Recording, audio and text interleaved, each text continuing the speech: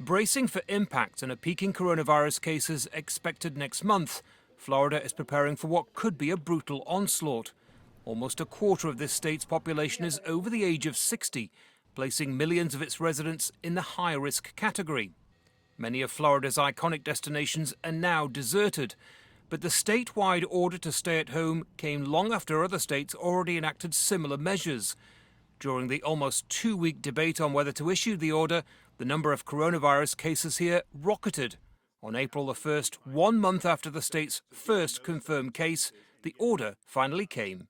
Given the unique situation in Florida, I'm going to be doing an executive order today directing all Floridians to limit movements and personal interactions outside the home. Critics of DeSantis, who was initially worried about the impact on the economy, say it's too little, too late. Supporters of the Republican governor say it was a measured, step-by-step approach. On March the 23rd, Governor DeSantis rejected the idea of a lockdown. By the time he gave the order at the beginning of April, the number of cases here had increased fivefold. That delicate balancing act between saving jobs and saving lives is one many governors are now facing. Whether the delay here led to the loss of life is a debate for the future and a highly politicized one. It's also a stark example of the life and death decisions leaders are now having to make. DeSantis has been criticized for excluding religious gatherings from his order. Tampa megachurch pastor Rodney Howard-Browne was arrested over defying public health orders. The arrest warrant being signed by DeSantis critic Andrew Warren. Well, social distancing is the only arrow we have in our quiver. It's the one thing we can do right now to actually flatten the curve. And we know that it works.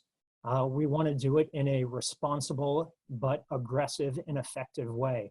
And so the mixed signals we're getting out of Tallahassee undermines that process. Health experts say hospitals in Florida will be strained by the summer as the death toll rises. But politics should be put aside for now. We will come out of this, but we need to come as a nation. We need to come together and forget our political difference right now and focus on treating patients and be ready for the second wave and be ready for a good recovery and fast recovery. Florida faces some unique issues as cruise ships with sick passengers dock, crops rot in the field and unemployment lines grow.